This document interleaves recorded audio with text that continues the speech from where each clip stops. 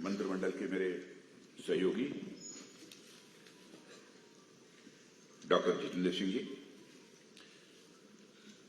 और प्रदेश अध्यक्ष भारतीय जनता पार्टी के श्री रविंद्र रैना जी, सांसद Shri Jugal Kishore ji, chief spokesperson who is conducting this programme Shri Sunil Sethi ji, बहुत इफेक्टिवली कंडक्ट किया है सुनील जी आपने। और यहां पर जो हमारे सारे इंटेलेक्चुअल्स बैठे हैं, मीडिया के मित्रों, इस डायस पर आने के बाद मैं थोड़ा असमंजस में हूं।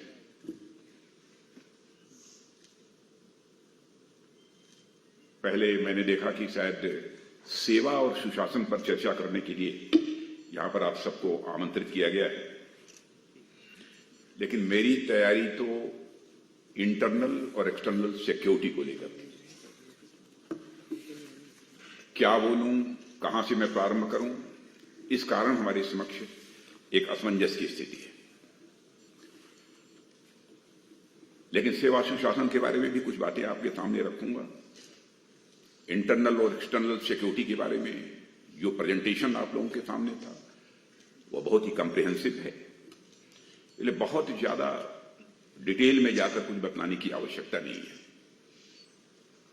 जो कुछ भी मैं चर्चा करूंगा अपनी गवर्नमेंट को लेकर ही चर्चा करूंगा, पॉलिटिकल पार्टी की यहां चर्चा नहीं करूंगा, क्योंकि आज तक अपनी पॉलिटिकल लाइफ में कभी भी यूनिवर्सिटी प्रीमाइस के अंदर मैंने कोई पार्टी कार्यक्रम नहीं किया है, उसकी कभी भी मैंने इजाजत दी नहीं। इसलिए यहां मैं कोई पॉलिटिकल बात नहीं बोलूंगा। गवर्नमेंट का जो परफॉर्मेंस रहा है 9 वर्षों का, कुछ उसके बारे में चर्चा करूंगा, और कुछ इंटरनल और एक्सटर्नल सिक्योरिटी हमारे देश की है उसके बारे में चर्चा करूंगा। 9 वर्षों का कार्यकाल हमारे प्राइम मिनिस्टर के नेतृत्व की सरकार का गुजरा है। यदि मैं कहूं कि 9 वर्षों के अंदर हमारी गवर्नमेंट ने बहुत ही क्रांतिकारी और युगांतकारी सुधारों की नींव रखी है, तो यह कहना भी एग्जैगरेशन नहीं होगा। अचीवमेंट तो गवर्नमेंट के बहुत सारे हैं। मैं समझता हूं कि आप लोगों में से बहुत सारे लोगों को गवर्नमेंट के अचीवमेंट्स की बुकलेट भी उपलब्ध हुई होगी, लेकिन सब मिलाकर मैं ये कह सकता हूं कि 9 वर्षों में एक बहुत बड़ा काम यह हुआ है कि अंतर्राष्ट्रीय जगत में भारत की प्रतिष्ठा बढ़ी है। अंतर्राष्ट्रीय जगत में भारत का कद बढ़ा है। पहले अंतर्राष्ट्रीय मंचों पर भारत यदि कुछ बोलता था तो भारत की बातों को जितनी गंभीरतापूर्वक लिया जाना चाहिए वह नहीं लिया जाता था, लेकिन आज अंतर्राष्ट्रीय मंचों पर भारत कुछ बोलता है तो सारी दुनिया कान खोलकर सुनती है कि भारत बोल क्या रहा है। यह हैसियत सारी दुनिया में भारत की बनी है। भारत की प्रतिष्ठा का अंतर्राष्ट्रीय जगत में मूल्यांकन करना हो। हमारे प्राइम मिनिस्टर की जो इस बार की विदेश यात्रा थी, इसके पहले की जो उनकी विदेश यात्रा थी, उस दौरान भी आप देखें, एक कंट्री का प्राइम मिनिस्टर यह कहता है अब्बास है। दुनिया का जो सबसे ताकतवर देश अमेरिका माना जाता है, अमेरिका का प्रेसिडेंट मिस्टर जो बाइडेन यह कहते हैं कि ग्लोबली आप इतने पॉपुलर हो कि आपका ऑटोग्राफ लेने की इच्छा हो रही है। और पापुआ न्यू गिनी का प्राइम मिनिस्टर अपनी respect from inner core of heart express करने के लिए वो पैर छूता है। पैर छूना यह कोई छोटी बात नहीं है। यह जो कुछ भी हुआ है, मैं समझता हूं कि इन सब सारे लोगों ने भारत के प्रति सम्मान की अभिव्यक्ति की है। हर भारतवासी का यह सम्मान है। यह केवल प्राइम मिनिस्टर का ही सम्मान नहीं है। यह हैसियत भारत की बनी है और बड़े उत्साह के साथ भारत अब तेजी से आगे बढ़ रहा है। और मुझे तो प्राइम मिनिस्टर की वह बात याद आती है जब उन्होंने कहा था 2014 में हम और वह, मैं पार्टी के राष्ट्रीय अध्यक्ष के रूप में, वो प्राइम मिनिस्ट्रियल कैंडिडेट के रूप में एक सार्वजनिक सभा में मौजूद थे। उन्होंने कहा था, सौगंध मुझे इस मिट्टी की, देश नहीं मिटने दूंगा, देश नहीं झुकने दूंगा।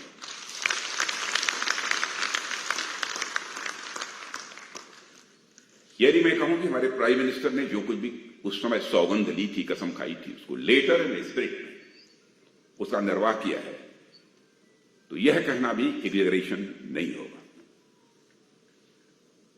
आर्थिक दृष्टि से यदि आप देखें, 2014 में जब हमारी गवर्नमेंट बनी थी तो उस समय इकोनॉमी की साइज के मामले में भारत दुनिया में लगभग 10वें 11वें स्थान पर खड़ा था, लेकिन 9 वर्षों के अंदर ही हमारा भारत वहां से जंप लेकर दुनिया की टॉप 5 कंट्रीज में आकर खड़ा हो गया। मैं देख रहा था मॉर्गन स्टैनले, एक फाइनेंशियल फर्म है जो कि पहले भारत के बारे में कहती थी कि बहुत ही आर्थिक दृष्टि से यह कमजोर देश है, और उन्होंने एक टर्म कॉइन किया था, फ्रेजाइल 5। तो फ्रेजाइल 5 में कुछ कई कंट्री थी, ब्राजील था, इंडोनेशिया थी, साउथ अफ्रीका, उसमें भारत का भी नाम रखा था। 2013 की बात मैं कर रहा हूं, जब मॉर्गन स्टैनले, इस फर्म ने पूरे वर्ल्ड की इकोनॉमी की चर्चा करते हुए यह बात कही थी, और उसी में उन्होंने फ्रेजाइल 5 का लड़खड़ाती हुई, टूटती हुई, कमजोर अर्थव्यवस्था की बात कही थी, 5 कंट्रीज की, तो उनमें भारत भी शामिल था। अब जानते हैं वही मॉर्गन स्टैनले फर्म यह कहती है कि इस पॉसिबिलिटी को भी रूल आउट नहीं किया जा सकता कि 2027 आते आते, यानी 4 वर्षों के अंदर भारत दुनिया की टॉप 3 इकोनॉमीज में आकर खड़ा हो जाएगा। लेकिन मैं जानता हूं इस सच्चाई को, कि सारी दुनिया भी जानती है, पावर परचेजिंग पैरिटी के मामले में आज ही हमारा भारत दुनिया के 3 देशों में आकर खड़ा हो गया।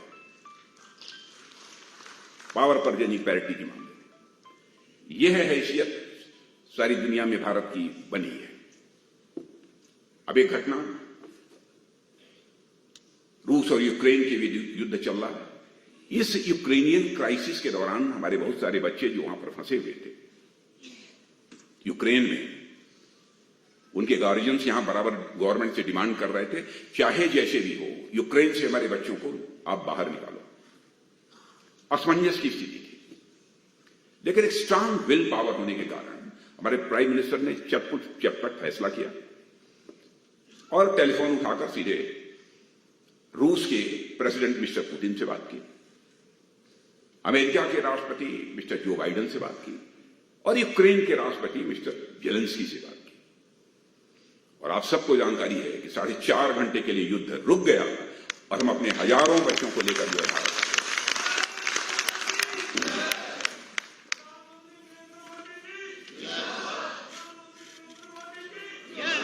भारत के बारे में एक धारणा यह भी थी कि भारत बहुत कमजोर देश है, लेकिन अब यह धारणा धीरे धीरे काफी हद तक सारी दुनिया में अब समाप्त हो चुकी है। यह हमारी हैसियत बनी है। उरी और पुलवामा की जो घटना हुई, मैं ही गृह मंत्री था, बहुत ही दुर्भाग्यपूर्ण घटना थी, और जब मैं अपने शहीद जवानों का 100 अपने कंधे पर लेकर आगे बढ़ रहा था, उस समय जो हमारी स्थिति थी, हमारी उसको शब्दों में बयान नहीं कर सकता। जाने के बाद तुरंत प्राइम मिनिस्टर के साथ एक बैठक हुई। बहनों भाइयों, मैं इस प्राइम मिनिस्टर के विल पावर की मैं सराहना करना चाहूंगा। 10 मिनट भी नहीं लगे कि चटपट फैसला कर दिया, और आपने देखा कि उसके बाद हमारे सेना के जवानों ने सीमा के इस पार ही नहीं, बल्कि उस पार जाकर आतंकवादियों का सफाया करने में काफी कामयाबी हासिल की। यानी भारत की ने यह मैसेज सारी दुनिया को देने में कामयाबी हासिल की कि भारत अब पहले जैसा भारत नहीं रहा। भारत ताकतवर भारत बनता जा रहा है। जरूरत पड़ी तो भारत सीमा के इस पार भी मार सकता है और जरूरत पड़ी तो सीमा के उस पार भी जाकर भारत मार सकता है। यह सब सारी चीजें मैंने विशेष रूप से इसलिए कही है कि जिनके कारण कि भारत की प्रतिष्ठा अंतर्राष्ट्रीय जगत में बढ़ी है। कमिटमेंट का जहां तक प्रश्न है, पार्टी का अध्यक्ष होने के नाते और उसके पहले भी सामान्यतः इलेक्शन मैनिफेस्टो जब तैयार होता रहा है तो पिछले 2 चुनावों से हमारी उसमें प्रमुख भूमिका रही है। 2014 में तो स्वयं ही नेशनल प्रेसिडेंट था पार्टी का, इस कारण रोल था ही, सब कुछ देखना ही था। उस समय भी प्राइम मिनिस्टर हमसे कहते थे कि राजनाथ जी, मैं जानता हूं कि आप नहीं होने देंगे, लेकिन पूरा प्रिकॉशन लीजिएगा, अक्षर से देख लीजिएगा कि हम जो कह रहे हैं वो होना चाहिए। 2019 में जब मैं पार्टी अध्यक्ष नहीं था, गृह मंत्री था, तो उस समय उन्होंने कहा कि इलेक्शन मैनिफेस्टो यदि किसी की चेयरमैनशिप में बनेगा तो राजनाथ सिंह की चेयरमैनशिप में बनेगा और वो कमेटी हमारी चेयरमैनशिप में बनेगी। और उन्होंने कहा सावधानी बरतिए, ऐसा कुछ ना हो कि हम कमिट कर दें इस देश के साथ और हम उसको पूरा नहीं कर पाए।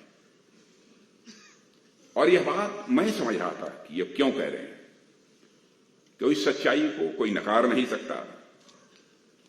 बहुत पॉलिटिकल लीडर्स कहते कुछ हैं, करते कुछ हैं। और मैं समझता हूं पॉलिटिक्स में लोगों के वर्ड्स और डीड्स, कृति और कथन में अंतर होने के कारण ही भारत की राजनीति और भारत के नेताओं पर से पहले जनता का विश्वास धीरे धीरे कम होता चला गया और यह विश्वसनीयता का संकट यानी क्राइसिस ऑफ क्रेडिबिलिटी, यह लगातार गहरी होती चली गई। लेकिन मैं कह सकता हूं कि हमारे प्राइम मिनिस्टर ने यह संकल्प लिया कि हम भारत की राजनीति में पैदा हुए इस क्राइसिस ऑफ क्रेडिबिलिटी को हम चुनौती के रूप में स्वीकार करते हैं और इस पर विजय प्राप्त करेंगे। उठाकर देख लीजिए मैनिफेस्टो, जो कहा था अक्षर से उसका पालन किया, जो कहा था अक्षर से उसका पालन किया। मैं मानता हूं कि डेमोक्रेटिक कंट्रीज में क्रेडिबिलिटी का होना पॉलिटिशियंस का यह बहुत ही आवश्यक है और बहुत बड़ी पूंजी होती है क्रेडिबिलिटी।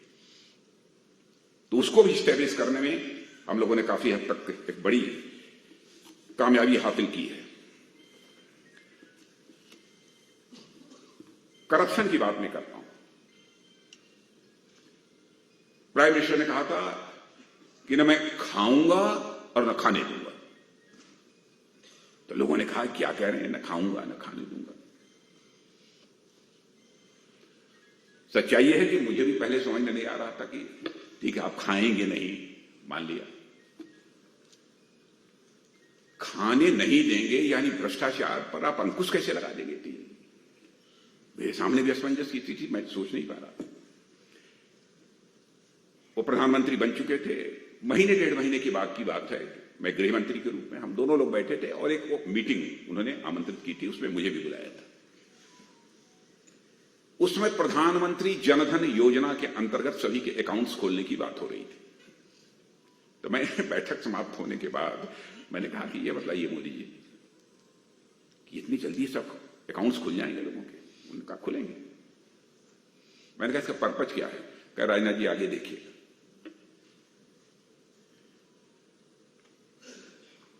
मैं समझता हूं कि हिंदुस्तान के हर परिवार में लोगों के अकाउंट्स बैंक में खुल गए। बात मेरी समझ में तब आई, बात मेरी समझ में तब आई जब डीबीटी के माध्यम से लोगों को पैसा ट्रांसफर होना शुरू हुआ।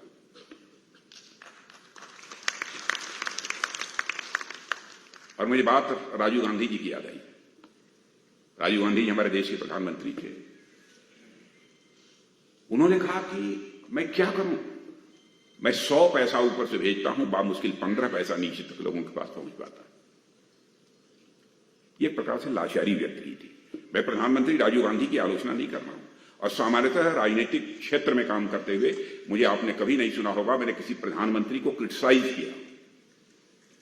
पॉलिसी को लेकर तो जरूर कुछ बातें हो सकती, मैं क्रिटिसाइज नहीं कर रहा हूं, क्योंकि मैं मानता हूं कि प्रधानमंत्री, राष्ट्रपति ये व्यक्ति नहीं होते, संस्था होते हैं। They are not individual but they are institutions. इसलिए मैं आलोचना नहीं कर रहा। उन्होंने एक मजबूरी व्यक्त की थी प्राइम मिनिस्टर रहते हुए, और उसको चैलेंज के रूप में भी किसी ने स्वीकार किया था। आज के प्राइम मिनिस्टर श्री नरेंद्र मोदी जी ने स्वीकार किया।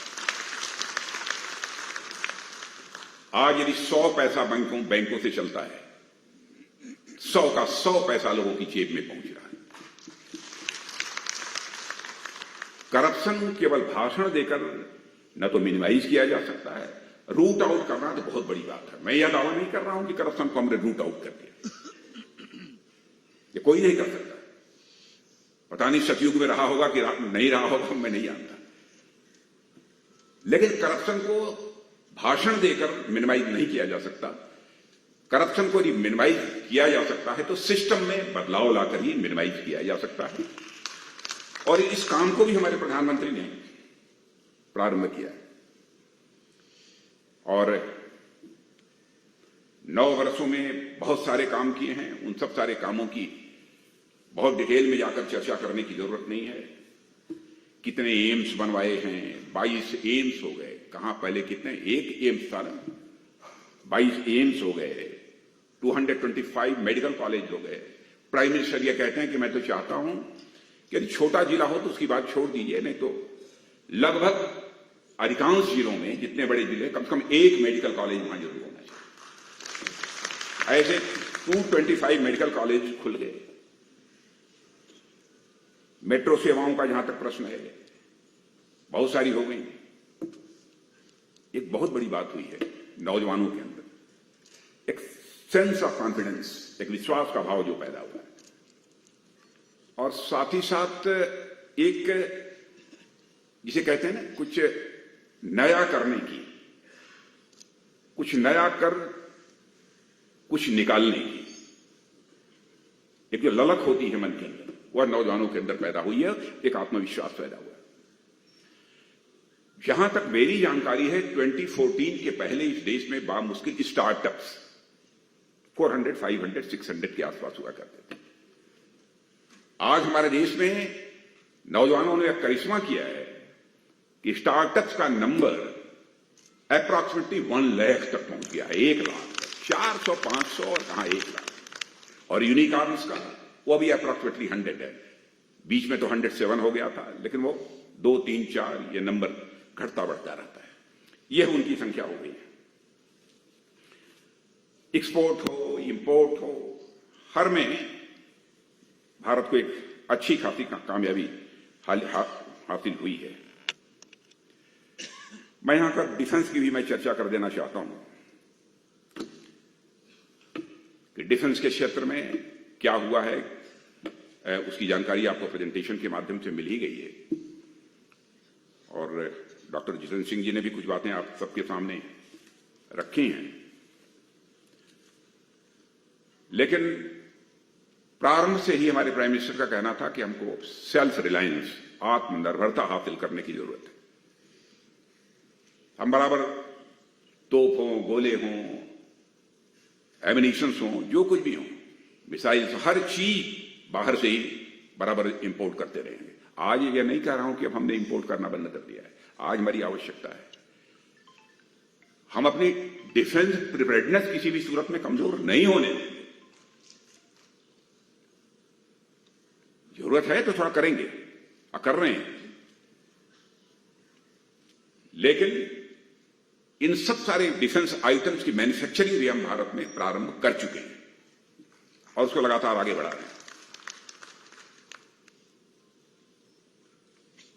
और डिफेंस मैन्युफैक्चरिंग जो हम यहां कर रहे हैं, उसका परिणाम यदि देखना हो तो लगभग 900 करोड़ का एक्सपोर्ट 2013 में भारत का होता था डिफेंस आइटम्स का।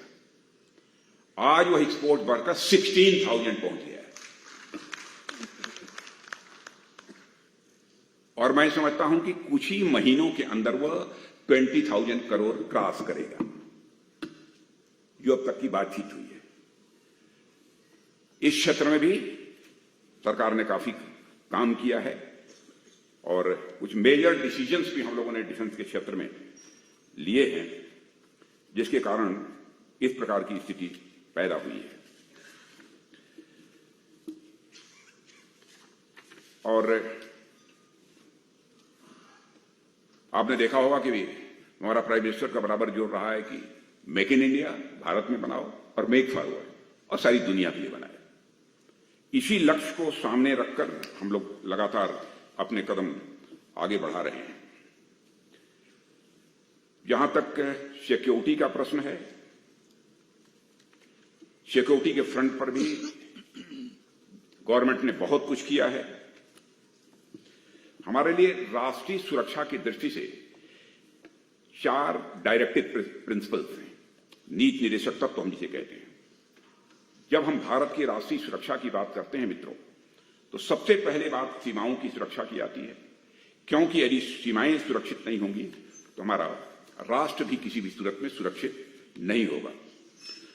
सीमा सुरक्षा की दृष्टि से हम 7 देशों के साथ लगे हुए 15,106 किलोमीटर लंबे लैंड बॉर्डर्स की निगरानी तो करते ही हैं, साथ ही साथ 7,516.6 किलोमीटर लंबी कोस्ट लाइन और कई लाख वर्ग किलोमीटर, जहां तक मेरी जानकारी है अप्रॉक्सीमेटली 21.72 लाख स्क्वायर किलोमीटर के एक्सक्लूसिव इकोनॉमिक जोन की भी रखवाली की हम लोग करते हैं।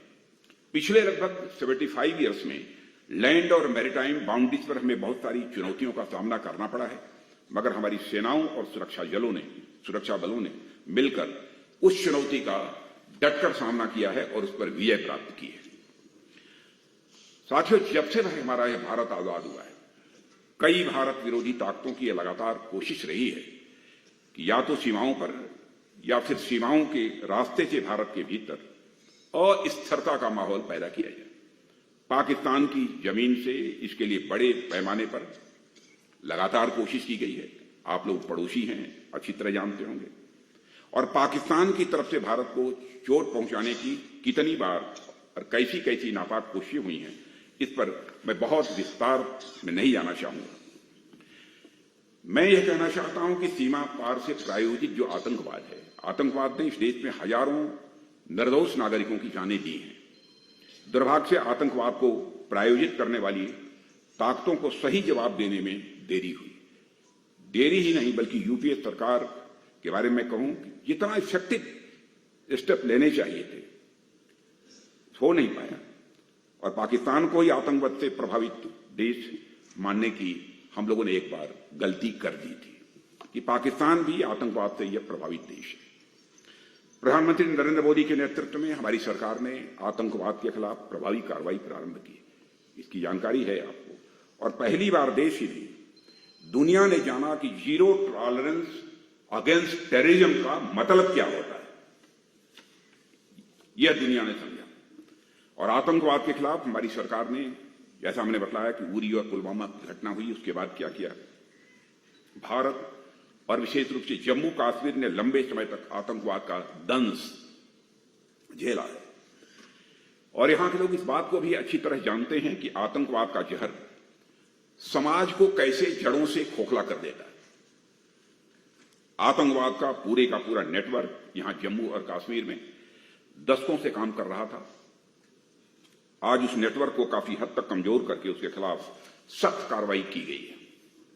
और हमने आतंकवाद की फंडिंग पर भी रोक लगाई, हथियारों और ड्रग्स की सप्लाई पर भी हमने रोक लगाई है। और आतंकवादियों के सफाई के साथ साथ जो अंडरग्राउंड वर्कर्स का नेटवर्क यहां काम करता था, उसे भी छिन्न भिन्न करने की हम लोगों ने भरपूर कोशिश की है। और इस काम को करने के लिए जहां पर विल पावर की जरूरत होती है, वहीं उन कंस्ट्रेंट्स को भी समाप्त करने की भी जरूरत थी, और जो ऐसे राष्ट्र विरोधी ताकतों के खिलाफ प्रभावी करने की राह में बाधा बनते हैं। और साथियों, आर्टिकल 370-35A को लेकर जो कुछ भी करना चाहिए वो हम लोगों ने किया, कमिटमेंट था, उस कमिटमेंट को पूरा किया।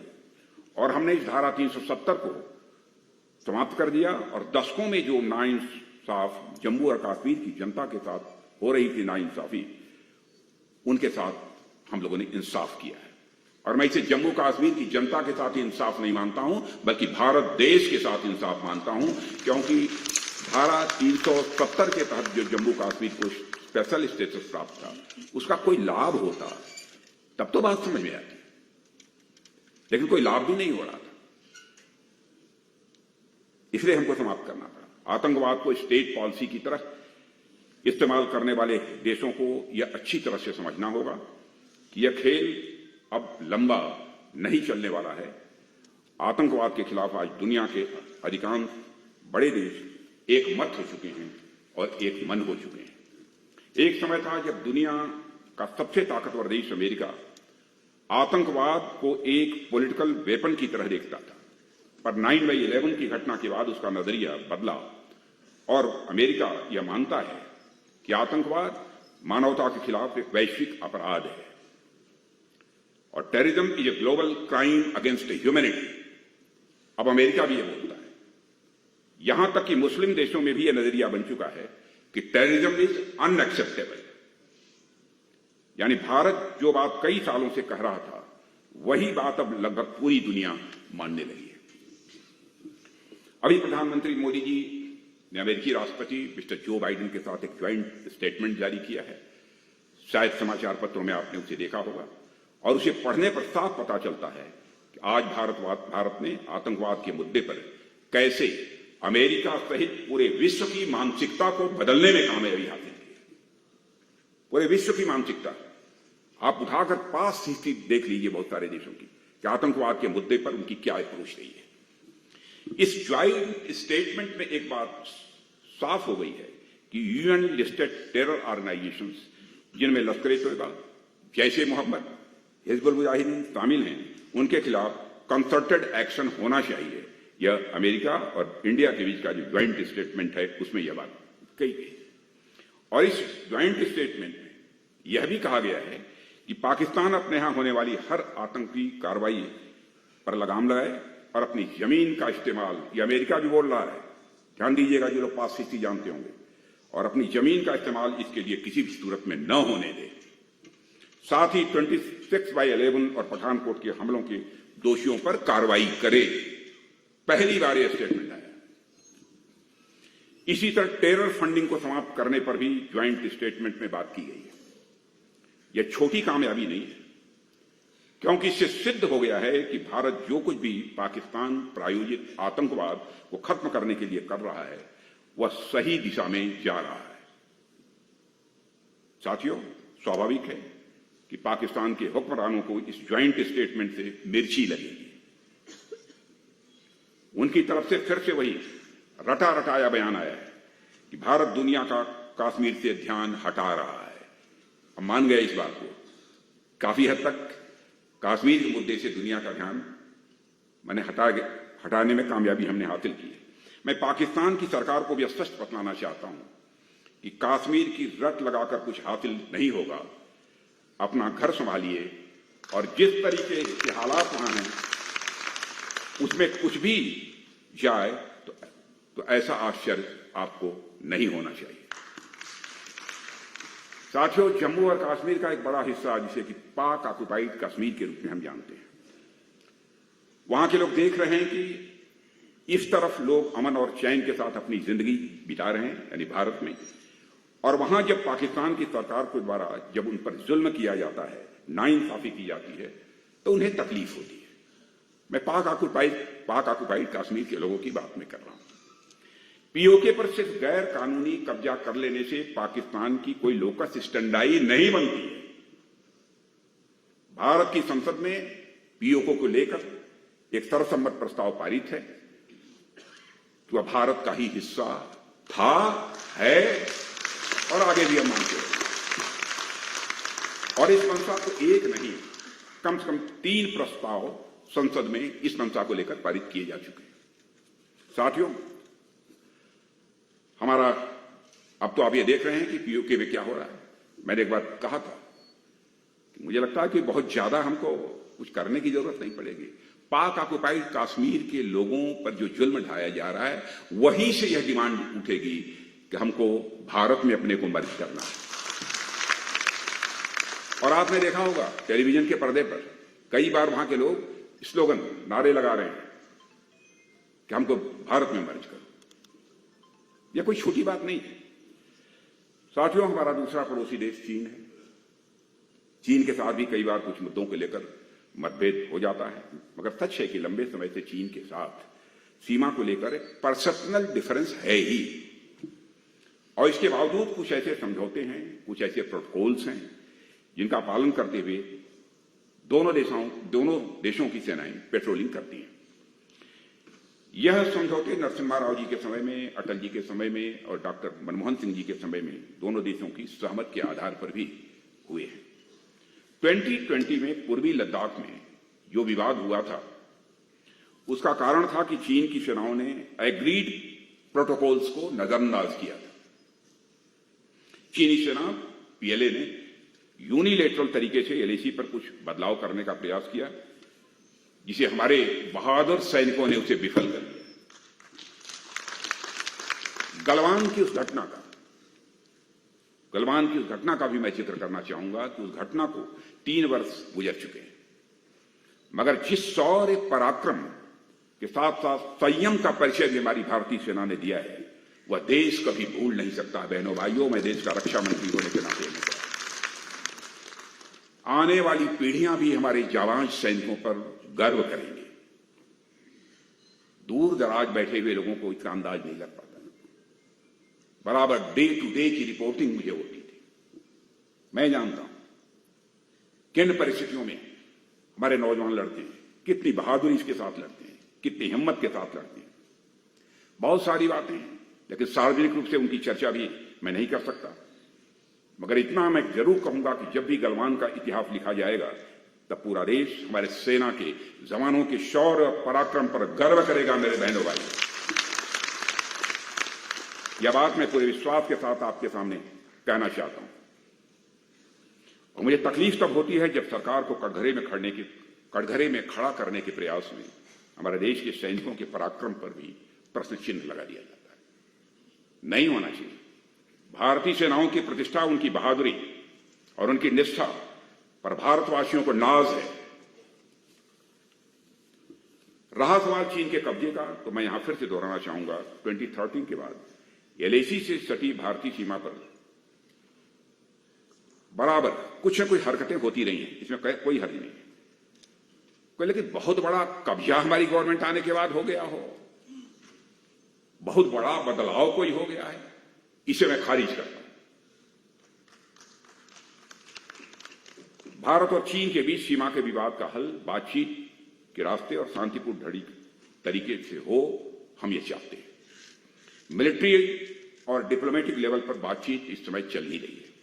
मैं आप सभी को आश्वस्त करना चाहता हूं कि हम भारत की सीमा, उसके सम्मान और उसके स्वाभिमान से किसी भी सूरत में समझौता नहीं करेंगे। सीमाओं की पवित्रता को हम कतई भंग नहीं होने देंगे। मित्रों, चीन के साथ 1962 में जो हुआ, उससे हमने बहुत कुछ सबक लिया है। उस समय देश में बॉर्डर इंफ्रास्ट्रक्चर की स्थिति बहुत ही खराब थी। आज स्थिति बहुत तेजी से बदल रही है। हमारी सरकार ने रोहतांग में अटल टनल का निर्माण किया है। यह प्रोजेक्ट लंबे समय से लटका हुआ था। हमारी सरकार ने 26 सालों का काम 6 साल में करके दिखाया है। जितने हाई अल्टीट्यूड पर यह अटल टनल बना है, उतने हाई अल्टीट्यूड पर इतना बड़ा टनल विश्व में कहीं भी किसी दूसरे देश में आपको नहीं मिलेगा। इसका स्ट्रेटेजिक इंपॉर्टेंस भी है और यह टनल उत्तरी सीमाओं पर सेनाओं के आवागमन को बहुत सुगम बनाता है और एक इसका स्ट्रेटेजिक एडवांटेज भी हम सबको है। साथियों, आज तो लद्दाख में 19,000 फीट की ऊंचाई पर दुनिया की सबसे ऊंचाई पर रोड बना दी है हम लोगों ने। यह उमलिंगला पास पर रोड बनाकर बीआरओ ने दुर्गम इलाकों को भी जोड़ दिया है। अब बॉर्डर रोड ऑर्गेनाइजेशन लद्दाख में 135 किलोमीटर लंबा एक और हाईवे बना रहा है, जो डेमचोक और चुशूल को जोड़ देगा। यानी पैंगांग सो तक पहुंचने का रास्ता पहले के कंपैरिजन में काफी हद तक आसान हो जाएगा। आज बॉर्डर रोड्स ऑर्गेनाइजेशन बड़ी तेजी से देश के सभी सीमावर्ती इलाकों में सड़कों का, ब्रिजेस का और अन्य इंफ्रास्ट्रक्चर प्रोजेक्ट्स का भी निर्माण कर रहा है। और लद्दाख ही नहीं, जम्मू कश्मीर, हिमाचल, उत्तराखंड, अरुणाचल प्रदेश, सभी सीमाई राज्यों में इंफ्रास्ट्रक्चर डेवलपमेंट का कार्य जारी है। और यह सब इसलिए हो रहा है क्योंकि राष्ट्रीय सुरक्षा में बॉर्डर इंफ्रास्ट्रक्चर की मजबूती बहुत जरूरी है। और साथ ही जो भारतीय नागरिक तमाम कष्ट झेलने के बावजूद सीमावर्ती इलाकों में रहते हैं, उन्हें भी इसका लाभ होता है। सीमाओं पर रहने वाले नागरिक हमारे लिए स्ट्रेटेजिक एसेट हैं। उनके हितों को ध्यान में रखते हुए भी बॉर्डर इंफ्रास्ट्रक्चर मजबूत करना जरूरी है। हम तो चाहते हैं कि हमारा बॉर्डर इंफ्रास्ट्रक्चर इतना डेवलप हो जाए कि हम बहुत सारे लोगों को सीमा पर भी ले जाकर वहां बसाना चाहते हैं, वहां पर अपने घर बनवाएं, वहां पर रहें, क्योंकि जो सीमा पर रहने वाले लोग हैं वो हमारे स्ट्रेटेजिक एसेट हैं। साथियों, एक समय था नॉर्थ ईस्ट का पूरा इलाका इंसर्जेंसी के चपेट में था और पिछले 9 सालों में नॉर्थ ईस्ट में शांति का एक नया दौर आया। बड़ी संख्या में इंसर्जेंट्स या तो मारे गए हैं या तो मुख्य धारा में शामिल हो गए हैं। आज आप पूर्वोत्तर के राज्यों में जाएं तो आपको पूरी तस्वीर बदली हुई नजर आएगी। पहले का नॉर्थ ईस्ट और अब का नॉर्थ ईस्ट दोनों में बहुत बड़ा अंतर आपको दिखाई देगा। मैं तो ये कहना चाहूंगा कि मोदी जी के अब तक के प्रधानमंत्रित्व काल में कि काल की सबसे बड़ी स्ट्रेटेजिक विक्ट्री नॉर्थ ईस्ट में शांति की बहाली है। कुछ ऐसी परिस्थितियां थी कि मणिपुर में कुछ ऐसी स्थिति पैदा हुई है, लेकिन अब स्थिति धीरे धीरे काफी हद तक सामान्य हो रही है। और मुझे इस बात की व्यक्तिगत रूप से संतोष है कि 5 साल मुझे गृह मंत्री के रूप में भी इस पीस प्रोसेस में को गति देने का अवसर भी मुझे प्राप्त हुआ है। पूर्वोत्तर भारत में इंसर्जेंसी की समस्या पर साथियों जहां हमने काबू पाया है, वहीं पर वामपंथी उग्रवाद नक्सलिज्म पर भी नियंत्रण पाने में हमने काफी सफलता हासिल की है। और आज नॉर्थ ईस्ट के बड़े हिस्से में AFSPA, armed forces special power act हटा लिया गया है। अब मुझे तो उस दिन का इंतजार है जब जम्मू और कश्मीर में भी परमानेंट पीस आएगी और यहां से भी अफ्स्पा हटाने का हमें मौका मिलेगा। और मुझे इस बात की खुशी है कि हमारे आंतरिक सुरक्षा से जुड़े हर संकट के खिलाफ आज के हमारे होम मिनिस्टर श्री अमित शाह के नेतृत्व में बड़े प्रभावी ढंग से कार्रवाई चल रही है। मैं अमित शाह जी की जो भूमिका है मैं उसकी भी यहां आप सबके समक्ष सार्वजनिक रूप से सराहना करना चाहता हूं। मित्रों, जहां तक लैंड बॉर्डर्स की रक्षा जरूरी है, वहीं भारत की राष्ट्रीय सुरक्षा में मैरीटाइम सिक्योरिटी एंड डिफेंस भी यह बेहद महत्वपूर्ण है। और आज भारत दुनिया की सबसे बड़ी अर्थव्यवस्थाओं में से एक है। भारत की ज्योग्राफिक लोकेशन ऐसी है कि भारत अपनी इकोनॉमी के साथ साथ ग्लोबल इकोनॉमी और ट्रेड की दृष्टि से भी एक बड़ी भूमिका निभा रहा है। आज भारत दुनिया की, जैसा हमने बताया, 5वीं सबसे बड़ी अर्थव्यवस्था और बन चुका है और तीसरी सबसे बड़ी अर्थव्यवस्था बनने की ओर अग्रसर है।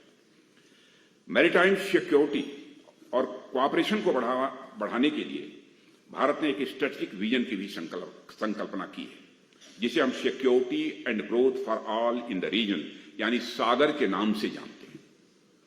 सागर के द्वारा हमारे कोस्टल नेबर्स के साथ भारत के आर्थिक और सुरक्षा सहयोग को स्वाभाविक रूप से बढ़ावा मिला है। इसके द्वारा मानवीय सहायता, पायरेसी और आतंकवाद को कम करने में भी काफी मदद मिली है। साथियों, हिंद महासागर का पूरा इलाका जो हम देख रहे हैं, वहां पर आज भारतीय नौसेना नेट सिक्योरिटी प्रोवाइडर की भूमिका निभा रही है। नेट सिक्योरिटी प्रोवाइडर की भूमिका हमारी नौसेना निभा रही है। मैं आप लोगों को यह भी बताना चाहूंगा कि इंडियन नेवी और कोस्ट गार्ड ने इस महासागरीय क्षेत्र में एक ऐसा भरोसा और विश्वास अन्य देशों के अंदर भी पैदा किया है कि उन्हें वे इंडियन ओशन में सबसे बड़े संकट मोचक और रक्षक के रूप में देखा है। साथियों, आज दुनिया की बड़ी से बड़ी नौसेनाएं भारत के साथ मिलकर अभ्यास करना चाहती हैं। पिछले दिनों मैंने दक्षिण भारत का दौरा किया और सदर्न नेवल कमांड सहित भारत के आसपास के समुद्री क्षेत्रों में नौसेना की ताकत को करीब से मैंने अनुभव भी किया है। हमने तो अब विक्रांत जैसे विशाल एयरक्राफ्ट कैरियर भी बना लिया है, जो विक्रमादित्य के साथ मिलकर देश की समुद्री सीमाओं की समय रक्षा कर रहा है। आगे भी हमारी योजना इसी प्रकार के एयरक्राफ्ट कैरियर बनाने की और है, जिस पर कि काम चल रहा है। मेरा तो यहां तक मानना है कि इस नए दशक में भारतीय नौसेना दुनिया की टॉप 3 सेनाओं में से एक बन जाएगी। हमारी कोशिश यह है, हम इकोनॉमी की दृष्टि से नहीं बल्कि सेना की ताकत के मामले में भी हम दुनिया के टॉप 3 देशों में खड़ा करना चाहते हैं। टॉप 1 शायद आजादी के 100 वर्ष पूरे हों तो अभी दिन हमको देखने को मिले। साथियों, आज हमने हमारे नेबरहुड की अवधारणा को भी और व्यापक स्वरूप प्रदान किया है। हमारे आसपास ऐसे भी अनेक देश हैं जिनकी सीमाएं हमारी थलीय सीमा से नहीं लगती, लेकिन वह हमारी एक्सटेंडेड नेबरहुड की संकल्पना के तहत आते हैं। एक्सटेंडेड नेबरहुड की हमारी एक संकल्पना है, उसके अंतर्गत आते हैं। ऐसे आसियान कंट्रीज हैं, सेंट्रल एशियन कंट्रीज हैं, यह सब सारी कंट्रीज हमारे एक्सटेंडेड नेबरहुड के अंतर्गत आती हैं। ऐसे देशों के साथ भौगोलिक दूरी, ज्योग्राफिकल डिस्टेंस हमारी भले ही हो, पर दिलों की नजदीकी अच्छी तरह हम लोगों ने कायम कर रखी है। आप लोगों ने समय समय पर, जब भी हमारे मिनिस्टर्स के दौरे होते हैं, हमारे प्राइम मिनिस्टर के दौरे होते हैं, उसके बाद जो भी स्टेटमेंट्स आते हैं उससे उसकी झलक आप साफ तौर पर देख सकते हैं। साथियों, आज ग्लोबल थ्रेट्स और चैलेंजेस का स्वरूप इतना डायनेमिक हो गया है, यह आवश्यक हो गया है कि हमारा रिस्पांस भी इंटीग्रेटेड हो और साथ ही साथ यूनाइटेड भी। भारत एक प्रमुख रीजनल पावर है, इसलिए हमारे एक्सटेंडेड नेबरहुड के साथ अन्य देशों को लेकर अपनी सुरक्षा चिंताओं को अलाइन करना हमारे लिए ये बहुत ही महत्वपूर्ण है। राष्ट्रीय सुरक्षा की दृष्टि से भारत का पश्चिम एशिया के देशों के साथ बेहतर संबंध होना यह भी काफी महत्वपूर्ण हो जाता है। और यह सारे देश, जिसमें सऊदी अरब, कतर, बहरीन, संयुक्त अरब अमीरात, जॉर्डन, इजराइल, फिलिस्तीन इत्यादि शामिल हैं, और भारत की एनर्जी और स्ट्रेटेजिक बैलेंस की दृष्टि से भी इनका एक अपना विशेष महत्व है। साथ ही इन देशों में बड़ी संख्या में भारतीय नागरिक भी रहते हैं जो काम और व्यापार के सिलसिले में वहां रहते हैं। प्रधानमंत्री से नरेंद्र मोदी ने विशेष रूप से इस इलाके के देशों के साथ बेहतर संबंध बनाने पर अपना ध्यान केंद्रित किया है। परिणाम सामने है, यहां के अधिकांश देश आतंकवाद को किसी भी सूरत में समर्थन अब नहीं दे रहे हैं। इनमें से कुछ थे जो समर्थन देते थे। इससे हमारे सुरक्षा संबंधों में काफी सुधार हुआ है और सकारात्मक परिणाम साथियों अब सामने आ रहे हैं। भारत की नेबरहुड फर्स्ट, एक्ट ईस्ट और इंडो पैसिफिक पॉलिसी आपस में एक दूसरे से ये जुड़ी हुई है। साथियों, आजकल इंडो पैसिफिक की खूब चर्चा हो रही है, आप लोगों ने समाचार पत्रों में भी देखा होगा। भारत का दृष्टिकोण इंडो पैसिफिक के लिए काफी पॉजिटिव है, सकारात्मक है, और भारत की क्षेत्र में मजबूती हमारी राष्ट्रीय सुरक्षा के हित में है। मैं आपको ये बताना चाहूंगा कि आने वाले दिनों में इंडो पैसिफिक का क्षेत्र बहुत अहम होने वाला है। और मित्रों, इस ग्लोबलाइज्ड और इंटीग्रेटेड वर्ल्ड में भारत की सिक्योरिटी सिनेरियो का समीकरण तब तक सही नहीं बैठेगा जब तक कि विश्व में मेजर पावर्स के साथ हमारा अच्छा तालमेल न हो। और भारत ने विश्व के ट्रेडिशनल सुपर पावर्स जैसे अमेरिका और रूस के साथ भी बहुत ही सौहार्दपूर्ण तरीके से संबंधों का निर्वाह किया है। कभी कभी कुछ लोगों को कंफ्यूजन भी होता है, लेकिन उसकी चिंता नहीं है। जो भारत के हित में होगा वो हम करेंगे। जबकि इसके साथ साथ हमने ग्लोबल इकोनॉमिक पावर हाउसेज जैसे जापान और साउथ कोरिया के साथ भी अच्छे संबंध बनाए हैं। आज भारत अमेरिका का संबंध वास्तव में एक नेचुरल एलाई के रूप में देखा जा रहा है, और दोनों ही देशों में एक बड़ी समृद्ध लोकतांत्रिक परंपरा, रिच डेमोक्रेटिक ट्रेडिशंस भी हैं, और अब सुरक्षा की दृष्टि से भी दोनों देश बेहद करीब एक दूसरे के आ रहे हैं। और अमेरिका के साथ हमने स्ट्रेटेजिक पार्टनरशिप की है जो हाल में और अधिक गहरी हुई है। साथियों, हम भारत अमेरिका डिफेंस कोऑपरेशन को भी प्रायोरिटी दे रहे हैं, और दोनों देशों के बीच मिलिट्री टू मिलिट्री इंगेजमेंट के विस्तार और information sharing, artificial intelligence, cyber और अंतरिक्ष आपसी लॉजिस्टिक सपोर्ट जैसे क्षेत्रों में भी सहयोग बड़ी तेजी से आगे बढ़ा है।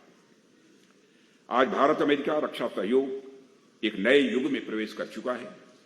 अभी प्रधानमंत्री मोदी जी का दौरा हुआ है, वह डिफेंस कोऑपरेशन की दृष्टि से बड़ा ही लैंडमार्क इवेंट है, और यह बहुत बड़ी बात है कि ज्वाइंट स्टेटमेंट में दोनों नेताओं ने डिफेंस इंडस्ट्रियल कोऑपरेशन में आने वाले हर रोड ब्लॉक को दूर करने का संकल्प किया है।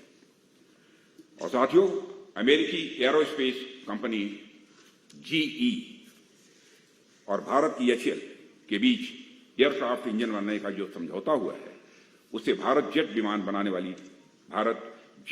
इंजन बनाने वाला दुनिया का चौथा देश बन जाएगा।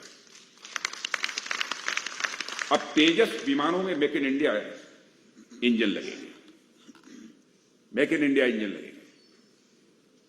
यह हम सबको सौभाग्य प्राप्त होगा।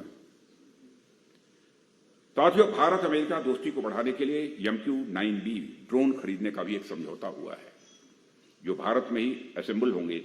इनका मेंटेनेंस, रिपेयर, ओवरहॉल भी कहीं पर होगा तो हमारे और आपके देश भारत में ही होगा।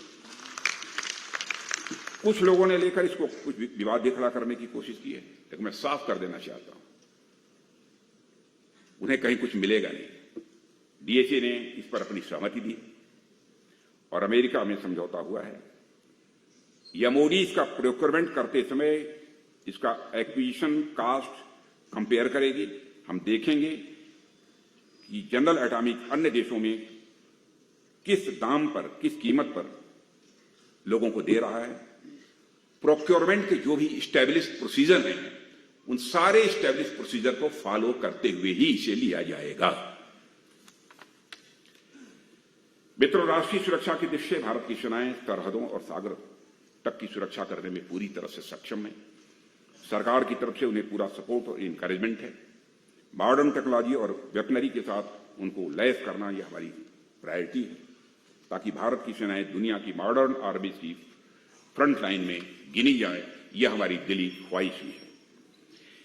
यदि हमारी यह प्रायोरिटी नहीं होती तो भारत वायुसेना का न्यू जनरेशन फाइटर प्लेन के लिए 20 सालों का इंतजार अभी खत्म न होता। आज वायुसेना के पास राफेल जैसे 5th generation multi role fighter plane आ चुके हैं और अब भारत की संप्रभुता, अखंडता, सीमा सुरक्षा के लिए किसी भी चुनौती का जवाब देने की हमारी ताकत काफी बढ़ चुकी है। मगर भारत अपनी सामरिक और सैन्य ताकत के लिए आयातित हथियारों पर निर्भर नहीं रहना चाहता। इसलिए इस दृष्टि से, जैसा मैंने कहा, make in India, make for the world, यह जो हमारे प्रधानमंत्री जी का स्लोगन था, उसी आधार पर हम आगे बढ़ रहे हैं और हमारा संकल्प है कि भारत को रक्षा क्षेत्र में आत्मनिर्भर बनाकर ही हम दम लेंगे। साथियों, राष्ट्रीय सुरक्षा का ताना बाना आप सभी जानते हैं कि तभी मजबूत होगा जब भारत अपनी रक्षा जरूरतों को पूरा करने के लिए दूसरों पर निर्भर न रहे। आज रक्षा बजट में भारतीय कंपनियों से सामान खरीदने के लिए अलग से भी बजट की व्यवस्था है। भारतीय कंपनियों से सामान खरीदने के लिए अलग से बजट की व्यवस्था की है और मैं साफ कर दिया है कि अब 75% वेपन्स भारतीय कंपनियों से खरीदे जाएंगे। 75% बजट का 75%। जो भी सामान खरीदना है हमारी PSU से खरीदिए, हमारी प्राइवेट इंडस्ट्री से खरीदिए, उसके लिए मुकम्मल तौर पर तय कर दिया है। हम पहली ऐसी सरकार हैं साथियों जिसने हथियारों के आयात के लिए खुद पर ही प्रतिबंध लगाया। हमारी सेनाओं की ओर से 411 आइटम्स की, जो हम डिफेंस हमारे पब्लिक सेक्टर अंडरटेकिंग्स हैं, उनकी तरफ से 4666 आइटम्स की पॉजिटिव इंडाइजेशन लिस्ट जारी की गई है। पॉजिटिव इंडाइजेशन लिस्ट का मतलब यह होता है कि हम यह सब सारे सामान एक निर्धारित समय के बाद, 6 महीना तय किया है, 1 साल के बाद, 1.5 साल के बाद, 2 साल के बाद, चाहे जो कुछ भी हो जाए, अब दुनिया किसी दूसरे देश से नहीं लेंगे, बल्कि अपने देश की धरती पर ही बनाएंगे और भारतवासियों के हाथों से बनाएंगे। इसमें लाइन रिप्लेसमेंट यूनिट, जिसे LRU कहते हैं, हथियार, गोले बारूद, मिसाइल और अन्य रक्षा साजो सामान भी शामिल हैं, जिनका निर्माण अब केवल और केवल हमारे ही देश में होगा। साथियों, भारत की राष्ट्रीय सुरक्षा सुनिश्चित करने के लिए कई स्ट्रक्चरल रिफॉर्म्स यानी ढांचागत सुधार भी किए जा रहे हैं। आप सब जानते हैं कि लंबे समय के बाद देश में एक चीफ ऑफ डिफेंस स्टाफ का भी गठन किया गया है। साथ ही रक्षा मंत्रालय में डिपार्टमेंट ऑफ मिलिट्री अफेयर्स का भी गठन किया गया है और इन्हें आजादी के बाद भारत में हुए सबसे बड़े डिफेंस रिफॉर्म्स के रूप में भी काउंट किया जा रहा है। डिफेंस रिफॉर्म्स की इस नीति पर आगे बढ़ते हुए हम एक नए तरीके से थिएटर कमांड्स का निर्माण करने की दिशा में काम कर रहे हैं और यह भी अपने आप में एक क्रांतिकारी सुधार होने जा रहा है। मित्रों, भारत की राष्ट्रीय सुरक्षा को लेकर जिस बड़े पैमाने पर काम चल रहा है वह अपने आप में अभूतपूर्व है। सुरक्षा से जुड़े हर विभाग के बीच एक बेहद अच्छा तालमेल है। इसके बावजूद हम इस बात को लेकर सचेत हैं कि हमारी दृष्टि भारत विरोधी ताकतों के नापाक इरादों और मंसूबों को किसी भी सूरत में फलीभूत न होने दें। आज का विषय कुछ और था, जिस पर कि मैंने प्रारंभ में 10-15 मिनट के अंदर अपनी बातें रखी, लेकिन मैंने सोचा कि इंटरनल और एक्सटर्नल सिक्योरिटी पर भी चूंकि प्रेजेंटेशन सामने हुआ है, इसलिए उस पर भी मैं अपनी बात रख दूं, इसलिए यह बात मैंने आपके समक्ष रखी है। लेकिन यह विषय ऐसा है कि कोई भी समय सीमा इसके लिए कम होगी और मैं इतना विश्वास के साथ कह सकता हूं कि इस समय जो देश में सरकार प्रधानमंत्री के नेतृत्व में चल रही है, हम किसी भी सूरत में राष्ट्रीय सुरक्षा, राष्ट्रीय स्वाभिमान और राष्ट्रीय उत्थान के मुद्दे पर कोई समझौता नहीं करेंगे, चाहे जिस हद तक जाए। इसी के साथ आप सबको धन्यवाद देते हुए और आयोजकों को भी के प्रति आभार व्यक्त करते हुए अपना निवेदन समाप्त करता हूं।